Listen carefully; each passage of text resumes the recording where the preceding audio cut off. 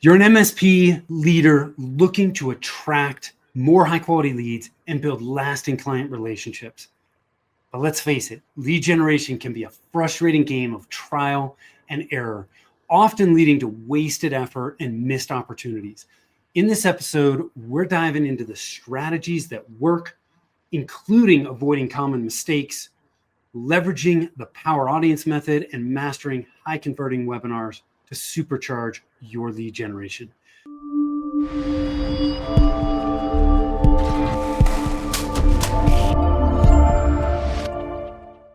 Hi, I am Tim Fitzpatrick with Rialto Marketing, where we believe marketing shouldn't be difficult. Thank you so much for taking the time to tune in. I am super excited to have Scott Millar from IT Rockstars with me today. Scott, welcome and thanks for being here. Thanks, Tim. I really appreciate you having me on today. This is going to be Yeah, awesome. I'm looking forward to digging into this with you, man. I know you got a ton of experience in the MSP space. So before we do that, I want to ask you a few rapid fire questions to help us get to know you. You Okay. ready to jump in? Yes. Okay. So when you are not working, how do you like to spend your time? So I have two daughters, age 6 and 2. So they basically take up all the time that I have when I'm not working. But I do like to work. Yeah. So I've got IT Rockstars and I've got all side projects as well. So there's a lot going on. Yeah. So there's Very cool. that. There's the gardening. I was out hiking yesterday. I stayed in Scotland in the UK and I'm next to all of these mountains. So I was up a little mountain called Ben Rinnes at the weekend there. So I'm still recovering from that. It's the first time I've done a hike in about 6 months. So that's how I that's how I like spending my time. Yeah. Love it. Um, what's your hidden talent? So this is a marketing. Um, it's my hidden talent. I used to be a senior systems engineer, so Okay. for an MSP. So that's my hidden talent. I know we're not. I know we're going to be talking about Azure infrastructure and things like that, but for the audience listening, that's a hidden talent that I have. Okay. What's the best piece of advice you've ever been given? Now this is a crazy one. So this is comes from my mother, and that is trust no one. I wouldn't say it's crazy. It's just based off her experience. Um, and it's like maybe not the most positive thing to say, but it's something that I have. She told me this when I was like age 6 or 7. I'm now like 46 or Yeah. 47, and I'm only just starting to learn this lesson now. So it's maybe not a business. Well, it is a business lesson. It's a lesson for life. So yeah, I would definitely go with that one. I think that it's, like you said, somebody could certainly look at that as being pessimistic, but I kind of Yeah, look at that as it being, it's just making sure that you verify, right? it's And that, and it's about being resilient as well. yeah, It's you resilience, know, I think, more than anything else. just So, going into things with a certain amount of skepticism to protect yourself, but just because, yeah, it's a dangerous world out there, right? always have a backup, Tim. That's right. That's what, That's yeah. right. Uh, what's one thing about you that surprises people, Scott? So, as I mentioned, I've got IT Rockstars, I've got other side projects. I like to work, but there's a reason for the work. So, I'm going to be turning 50 in a few years' time, and I really want to dedicate part of my life, and this is part of the plan, to making a change in the world, helping humanity in some way. So this is getting back to my roots of helping people. It's how I was brought up.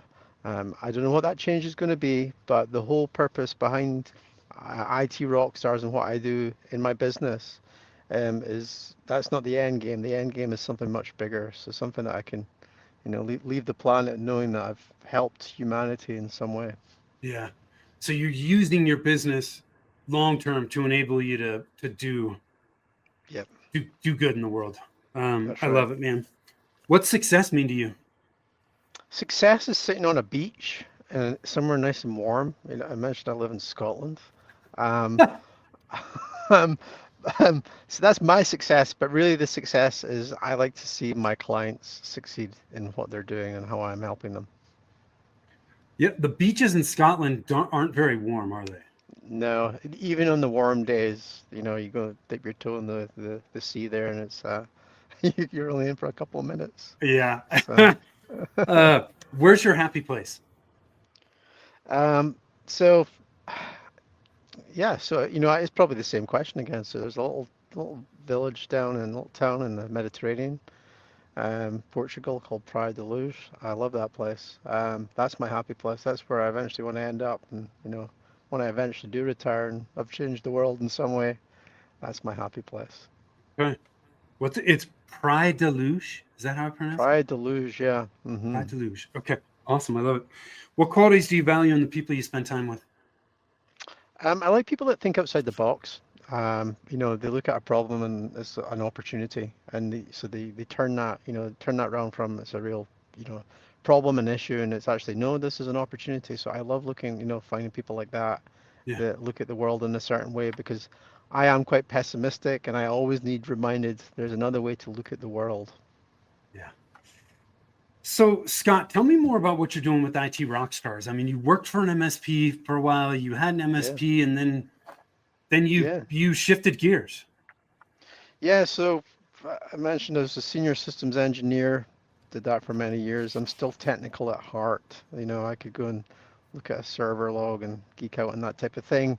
Um, but I looked around the room. This was about 15 years ago, and looked at the technicians that were my senior, and I thought, do I really want to be here in 10 years? And I thought, and I looked at my the owner of the MSP at the time, and he was going places. He had a long-term plan, and I thought I really need to get into the sales thing. So I went and put on the shirt and tie and the suit at the time. This was before work from home, and like you actually had to dress smartly. Yeah. And I went out into the wide world of MSP sales, learned that whole thing.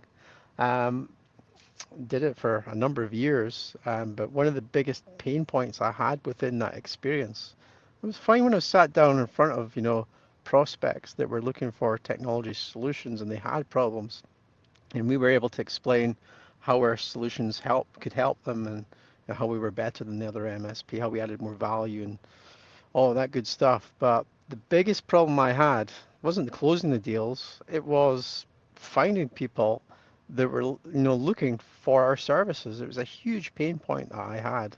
Yeah. Um, and that kind of birthed IT Rockstars. So I left the MSP after doing the sales role, and I'd asked the owner at the time, I says, "Can I get cut in the company because I'm bringing all this revenue?"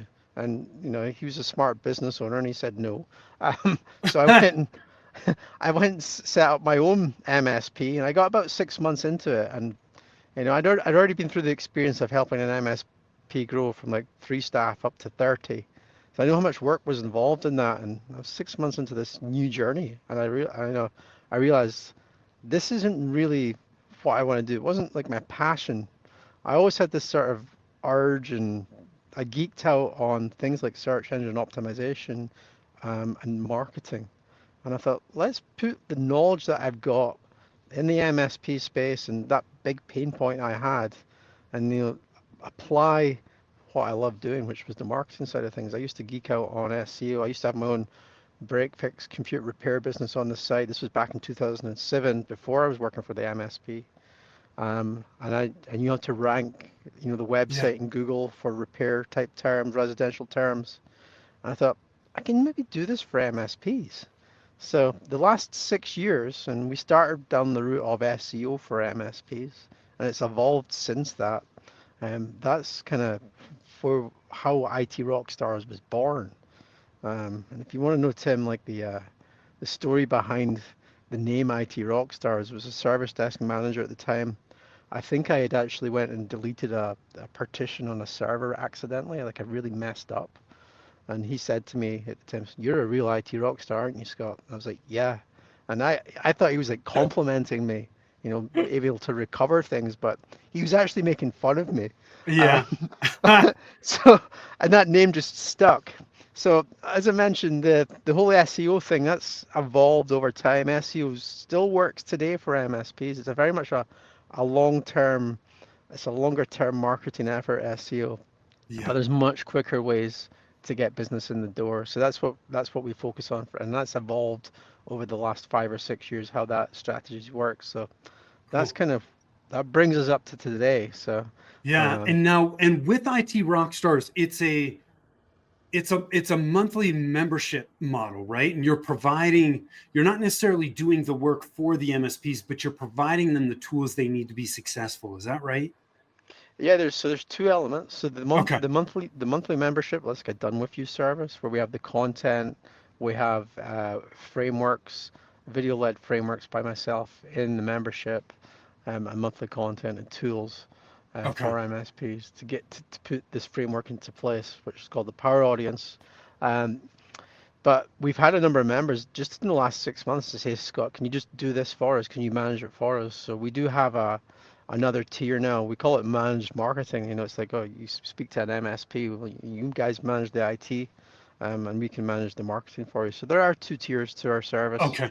but usually most come in looking at the membership first just to get a taste of what's involved, how our system works and our Yeah. processes work, and we go from there. And as I mentioned, we work US. Majority of clients are US based, UK as well. That's where I'm based. Australia, New Zealand, all the sort of English speaking countries. So Cool. yeah, I love it. I'm happy to go into more detail, and I don't want to bore your audience though. That's all good. So we're going to talk about lead gen. Yeah, Okay. as you mentioned, like this comes up with virtually every MSP I've ever spoken to. Like always, lead gen is a huge problem. Um, Yeah.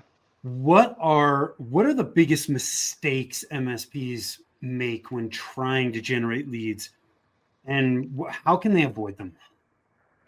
It's a really good question. And it's like there's multifaceted answers to this. So like, the first piece of it is like, okay, well, what do you actually consider a lead, you know? Because not all leads are equal.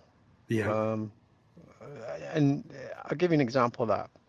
So I mentioned SEO. You've got potentially a prospect that's maybe doing online research. They're looking for IT services, IT support in the local area, and they type in that type of keyword into the search. And they're going to find your website, and maybe they make an inquiry on your website. Maybe they take some form of action on your website. They book a meeting.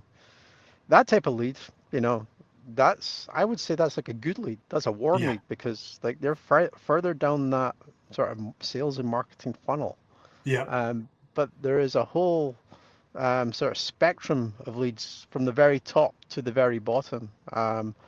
So to answer the question, yeah, there's different types of leads, and um, and I'll give you another example.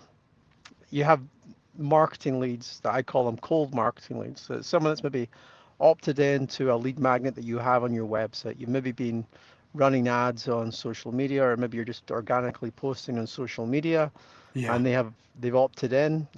They've requested the lead magnet, and now that lead is in your CRM. It's been put in there for you. The question is, okay, that's a lead as well, but it's further up that marketing funnel, I would say, yeah, than the one that's maybe searched for your services. Um, but that lead can change over time. So you've got like your lead nurture. So the lead that came in further up the funnel was just wanting a lead magnet. Depending on what your marketing activities are and where they are in their buying cycle, and what potentially your follow-up process is with the leads that come in, maybe uh, 12, 24, even 36 months from now, that lead will turn into something. yeah, So yeah, it's multifaceted, the answers that I can give you here. yeah, So it's it's important, I guess, to be aware of that. yeah. One of the common things that I see, there's a few common things I see, and I'm actually curious to get your opinion on this. What I see in the MSP space is have a very heavy sales focus. Yeah. Not as much on the marketing. It is very common to talk to an MSP that has an outbound sales effort, but they're not necessarily focusing a whole lot on the marketing side. Um, I think that's a big mistake, Yeah. because I think you need marketing on the front end driving awareness and helping just communicate, hey, how are we different, getting in front of people and getting them to know, like, and trust you. But I don't, what do you see, and what are your thoughts on that?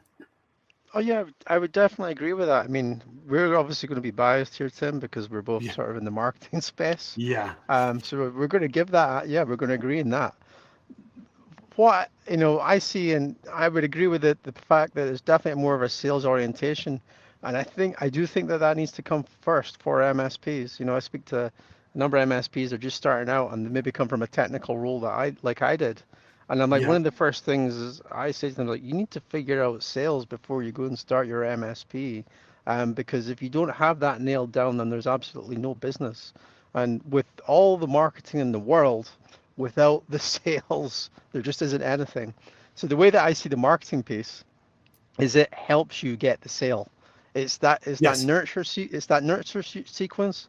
It's also the education sequence. So you've got the lead that's come in that's maybe, they've seen your lead magnet about Microsoft Copilot. They have no idea what it is. You help educate them in what it is. You yeah, help them understand what it is that you do and what your services are. That can help you in the sales process. yeah, So that's where I see is the marketing coming in. It almost complements what the salesperson's doing. And when I was doing sales for the MSP that I mentioned back 15 years ago, there was no marketing whatsoever. So the sale was a lot more difficult because you went and you did your discovery and figured out what their pain points were, what they required. Then you quoted them all this stuff and all these line items, and then you had to attempt to explain it.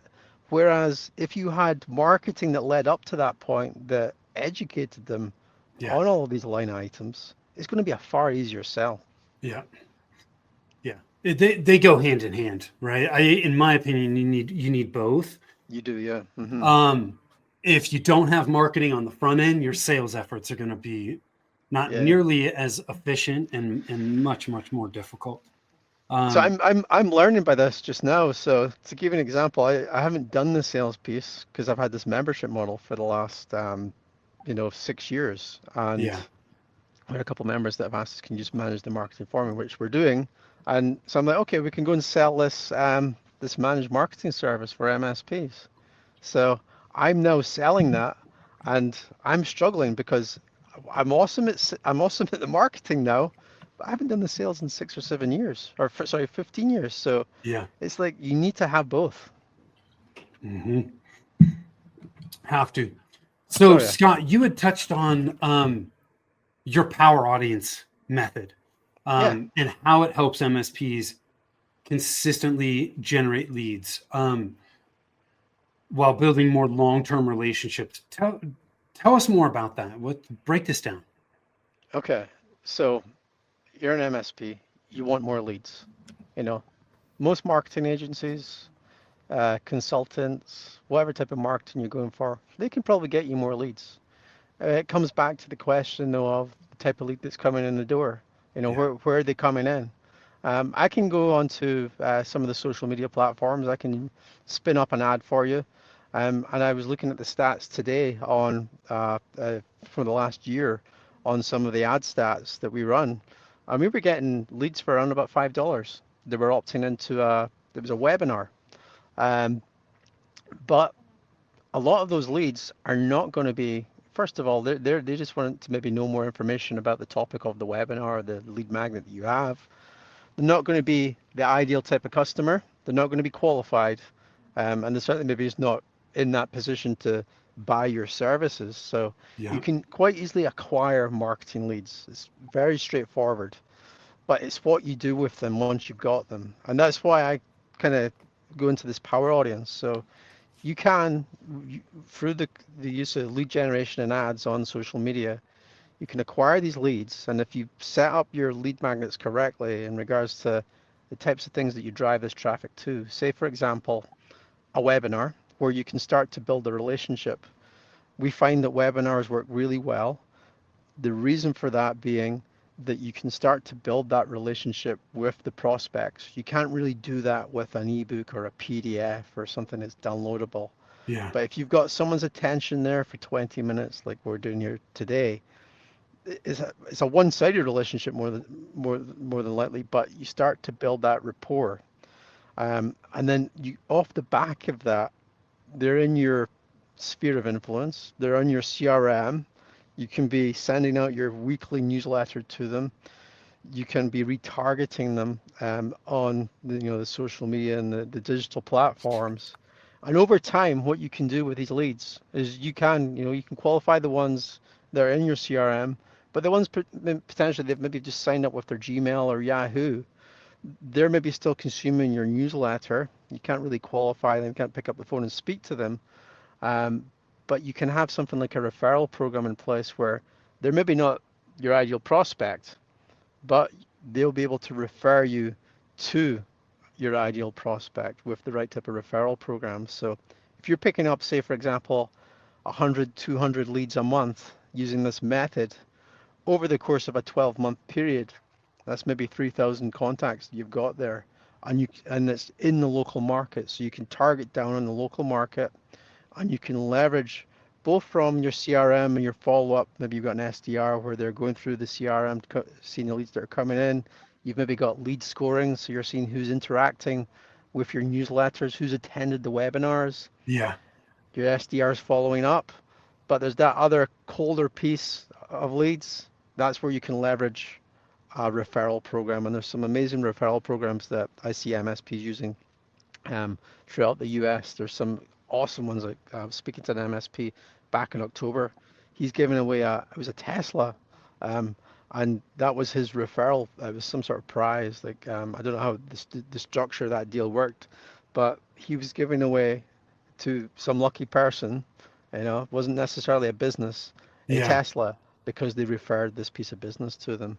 There's other types of referral programs, for example, where you're maybe the referral commission is not cash in hand, it's not a gift, it is maybe a donation to a local charity. And Hmm. if you're going down that type of route, there's like almost like three winners in that. There's the person that did the referral, they're going to get the PR for that because it could be Yeah. another business.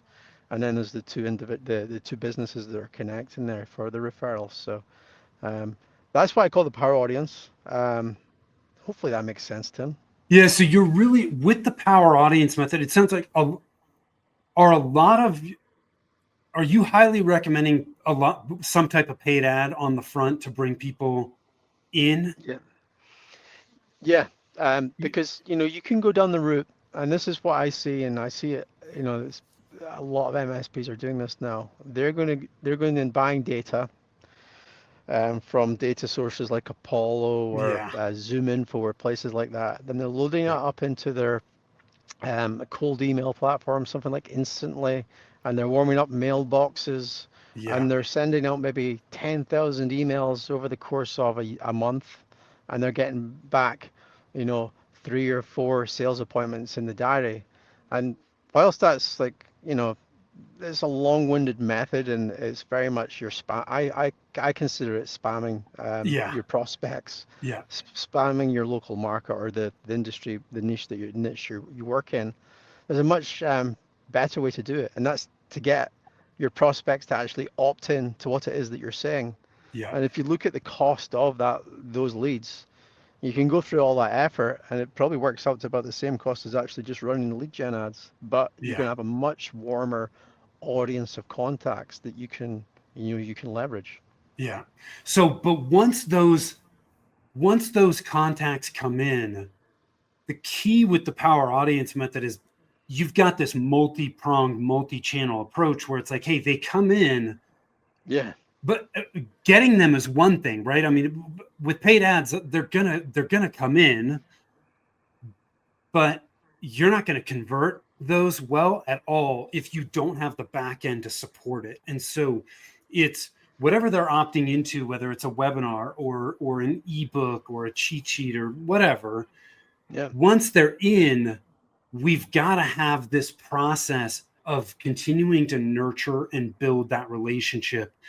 And that's what you're focusing on with the power audience method is, we're going to use email. We're going to continue to educate and add value and build that relationship because you touched on this before, it could be 12, 24, 36 months before that person's ready to buy. That's right. There's this, I think it was Chet Holmes who talks about this, the buyer's pyramid. Um, Hmm. and only 3% of a market is ready to buy at any given point in time. Another 7% is open to buy. The rest of them, they're not buying at this point. So That's right. Yeah. 10% of the market is ready to buy. If all we're doing with our marketing is trying to find those 10% and we're not, they're coming into our world, but if they're not in the 10%, they're just falling by the wayside, we're losing all kinds of opportunities. And with the power audience method, you're making sure that you're not losing those opportunities. They're staying in your world until they get to the place where they're ready to buy. That's exactly right, Tim. You've got it spot on there. Okay. Yeah, and I guess the other thing to this, the other benefit, the hidden benefit is that you're actually, you've got this marketing spend, you're building up this power audience.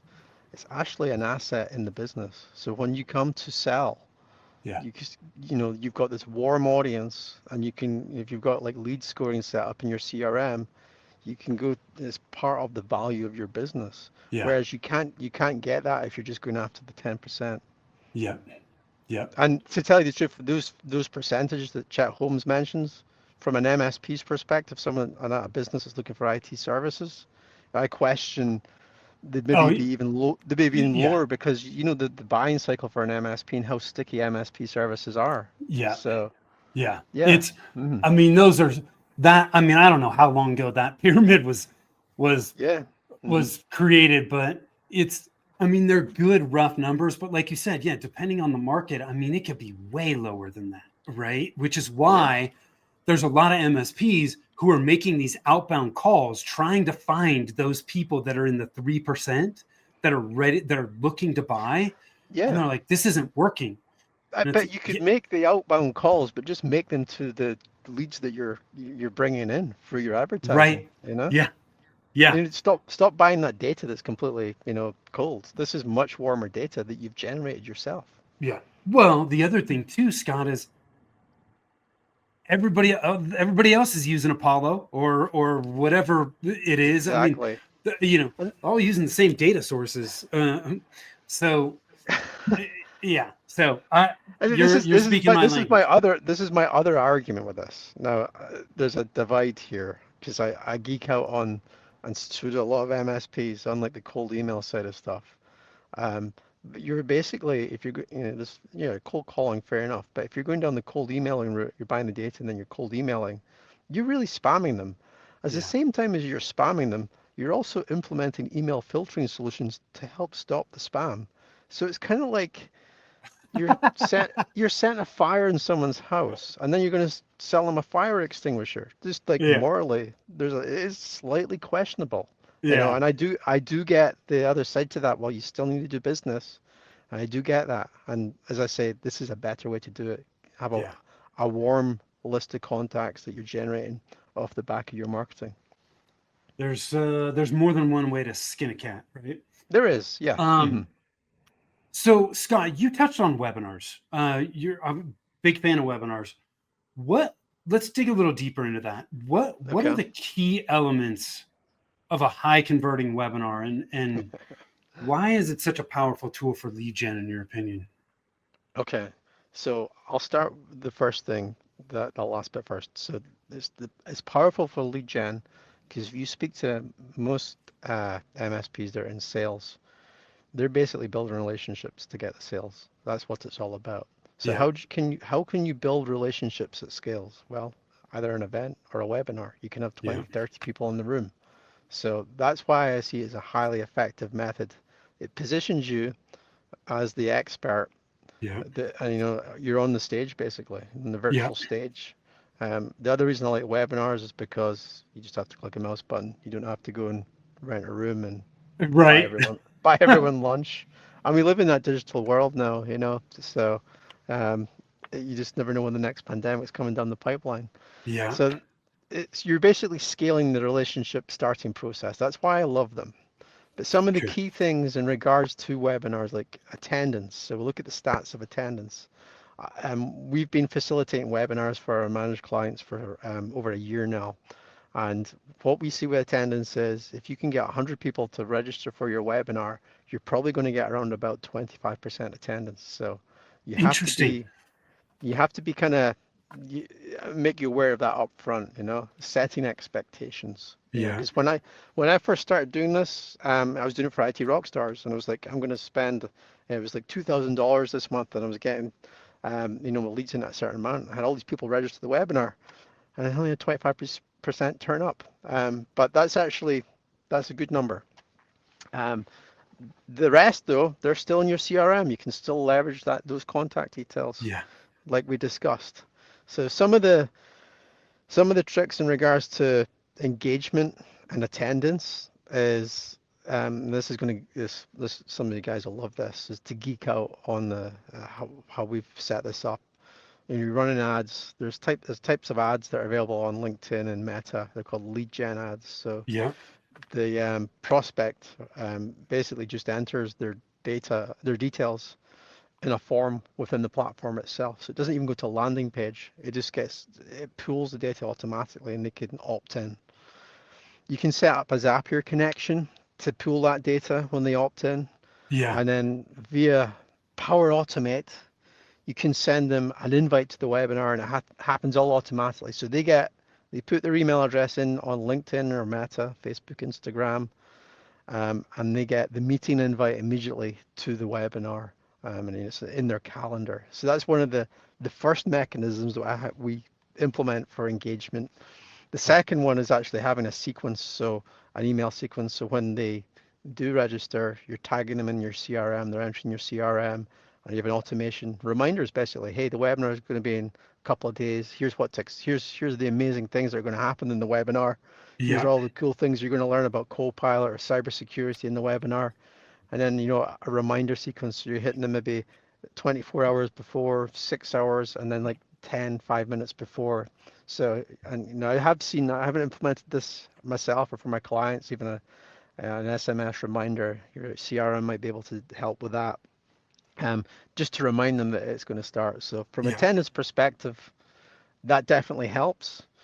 There's other things that you can do there. So you can incentivize the webinar. So we ran one as a test back in the summer. We called it the MSP Games.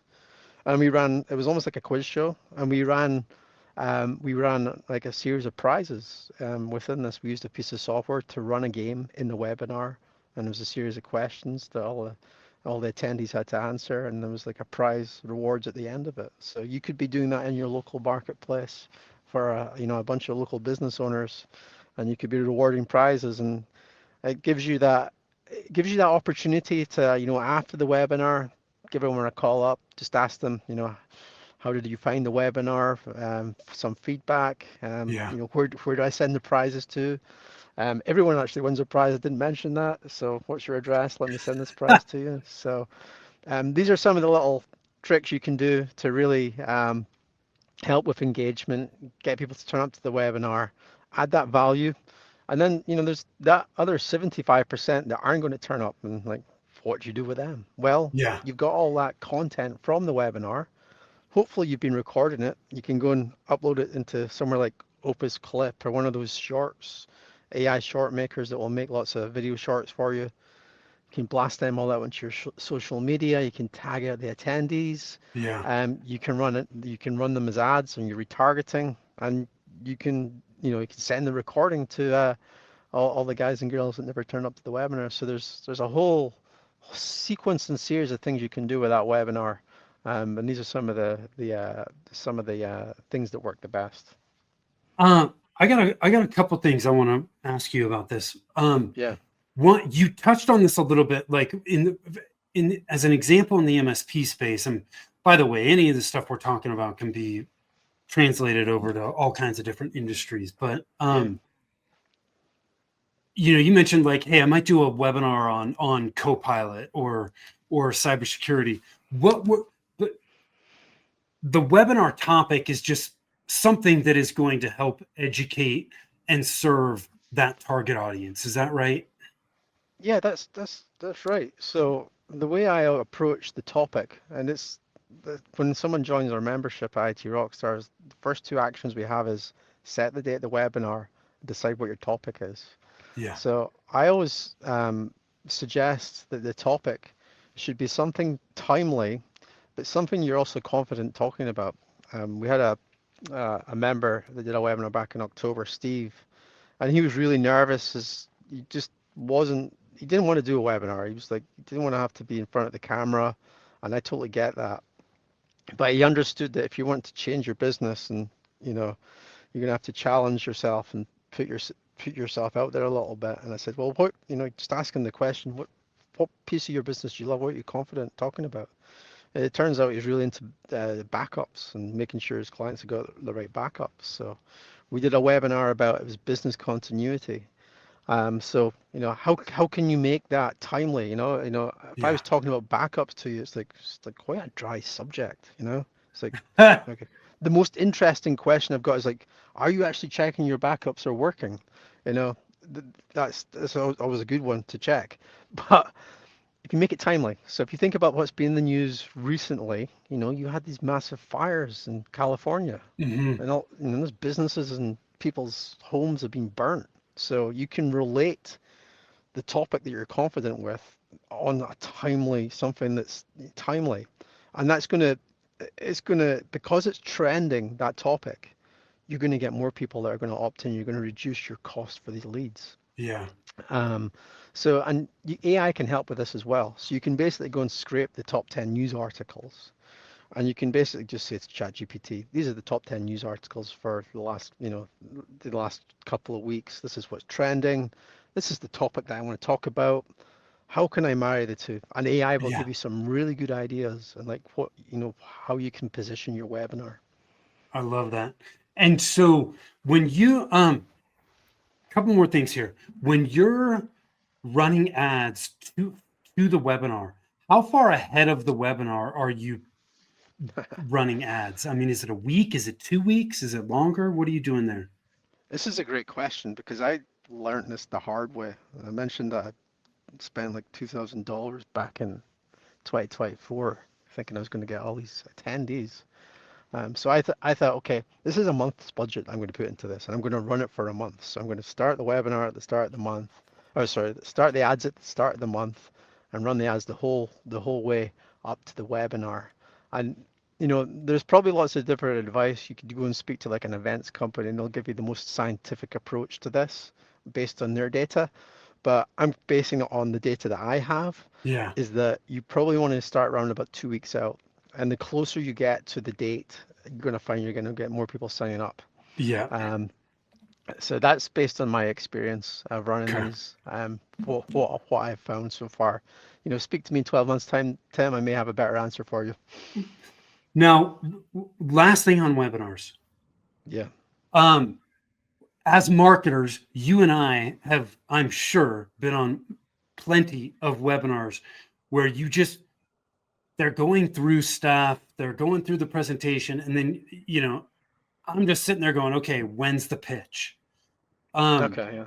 how do you how do you recommend MSPs handle that, closing out that webinar? You know, do they have some type of call to action? Is it gentle? Is it strong? What are your thoughts on that? I um, so I like doing it subtly. So there is no Okay. pitch. Yeah. There is references in the webinar to specific things about your services and your business. I've done that here, Tim. So I mentioned that when new members join us, that we help them come up with a topic and set a target date for their webinar. So it's these subtle hints that you're dropping about things within your service that at the moment you don't have access to, but hey, you can speak to me about it. So there's these subtle drops, and for the people that are engaged in your webinar, they're going to hear that and they're going to take that knowledge in. Um, but then it's followed up by I would suggest a phone call, just asking the question, how did you find the webinar? Yeah. We'd love your feedback on it. and then the conversation can go from there. You're not trying to pitch them anything. As I mentioned, this is really about scaling the relationship making process at this stage. So it's about really just starting to, you know, make new relationships with people. Cool. I love it. This has been great, Scott. What any last minute thoughts you want to share with us before we wrap it up? Yeah, I would say I've done a lot of trial and error in regards to this. I mentioned that geek out in SEO. SEO still works for MSPs, um, but there's a lot quicker ways to get leads in the door. But it's the system that you deploy to turn those leads into meeting appointments in the diary. That's the piece. So the bigger thing is, okay, you've heard here that you can go and run lead gen ads, you can run a webinar, but there's a lot of there's a bigger process involved in this that you really need to be aware of, and that's why we've got the power audience method at IT Rockstars, because without that nurture sequence in place and some form of follow-up, you can do 99% of the things that we've covered here, but if you don't have that 1%, the whole thing's going to fall flat in its face. Yeah. So I love it, man. Scott, thank you so much for taking the time. People want to learn more about you. They can head on over to itrockstars.net. yeah, And we'll make sure that gets in the show notes as well. So, Scott, I really appreciate you taking the time, man. And those of you that thank you. are watching and listening, appreciate you. If you want to connect with us, you can do that over at rialtomarketing.com. The other resource we've got for you is over at revenueroadblockscorecard.com. If you want to know which of the 9 revenue roadblocks are slowing down your growth, that's where you can do it. So take advantage of that. And until next time, take care.